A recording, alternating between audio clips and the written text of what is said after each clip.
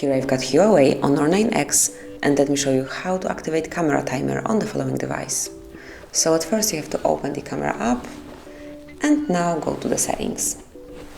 Here you will notice timer, so just select this option and choose 2, 5 or 10 seconds. It's up to you, whichever delay you need to apply, and I will choose 10 seconds.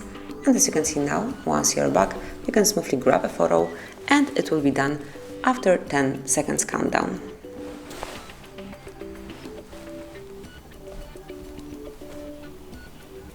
And that's it. Now the picture has been grabbed, and if you'd like to turn the timer off, just do the same trick. So just open the settings, go to the timer and select off.